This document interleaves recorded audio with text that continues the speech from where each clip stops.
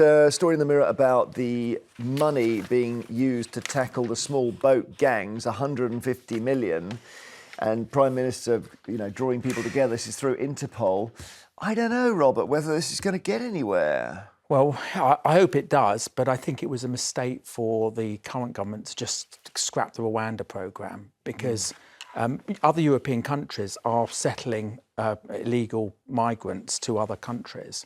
And just to do that and then just say, well, we're going to have to spend millions more on intelligence, millions more on beefing up the border police. All well and good, that should happen, but I can't see how it's going to stop the traffickers. Do you think Rwanda should have been scrapped? Well, are you talking about our wonderful Prime Minister in Italy who's tried to land some unfortunate individuals in Albania, and they've all been bounced out of Albania? First of all, actually, we stopped, I think, 80 or 90% of people from Albania coming here after an agreement with the Albanian government. Yeah, but I'm talking about also the United Nations. The United Nations have previously settled refugees in African countries, including Rwanda. And I think it was a deterrent for the traffickers, because that's what I want to do. I want to make sure that the traffickers know that people, if they think that people aren't going to be able to cross and aren't going to be able to stay in the UK if they're illegal, they will stop the trafficking, and that's the crucial point. One thing that, I know you were against Rwanda, Tessa, but one thing that happened when they had the prospect of going there, is they suddenly got a load of people going across the border into Ireland, from Northern Ireland, because they were suddenly apparently worried they'd be flown to Rwanda. Great, so just like push the problem into Southern Ireland. It doesn't go away though, does it? It just kind of moves somewhere else. Well, it's not our problem then, is it? Jeremy, that's a very unsophisticated response. Well, we're trying to defend our borders here, aren't we? I feel strongly that the more sophisticated way of doing this, given we've got holes in our labour market, is to go across to Calais and say, right, we've got ballooning legal migration, rather than, take nurses from Zimbabwe and doctors from Bulgaria. Let's go to Calais. These are men, predominantly men, but hugely keen to come to this country, generally with links in Britain, who've risked their neck, who show they've got nous to get as far as Calais. Let's undercut those traffic smugglers by being really innovative, recognising we need migrant labour and seeing if they want to come.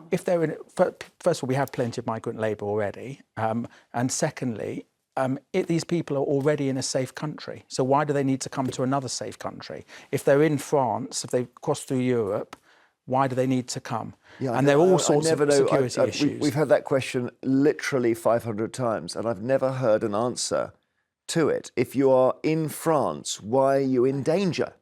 But I don't think that they necessarily are in danger, but what they are is they are living in limbo. They have no status, they are unable to work, they have no connection. But why is that our responsibility? It's not our responsibility. We have plenty of people coming here.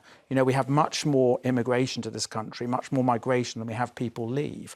So why is it our responsibility for thousands of people who arrive in Italy or France or whatever it may be, and then we say, well, we've got to accept them if they come here on boats? And don't forget, it's the taxpayer in all areas across the country after paying for hotels, paying for refugee centres, paying for the infrastructure. It's not easy when somebody comes in, and I saw this was when I was an MP, I was ringing up schools to say, please, can you help get these people in, right? And you have to deal with the school, you have to find them a house. If you find them a house, then that means there's one less house for a local person.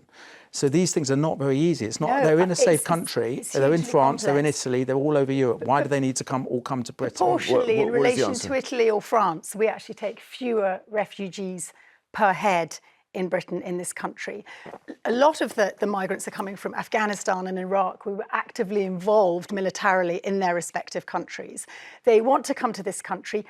I know you say we've already got a lot of migrant labour. Are you telling me that in the next year we're not going to continue to recruit from overseas? We are. So I'm simply saying let's be creative here and let's go to Calais and see if we can get some of our legal migration from there, undercutting the smugglers, responding to their keen need to be in this country and to give them a chance to work. It wouldn't undercut. In fact, it would encourage them. So you wouldn't stop any of the boats coming, and you would only pick a certain amount of people under your scheme. As I say, we already have thousands of people who, and I've got no problem with that at all, but thousands of people who come here as migrants. So why should we have illegal migrants? I just don't accept it.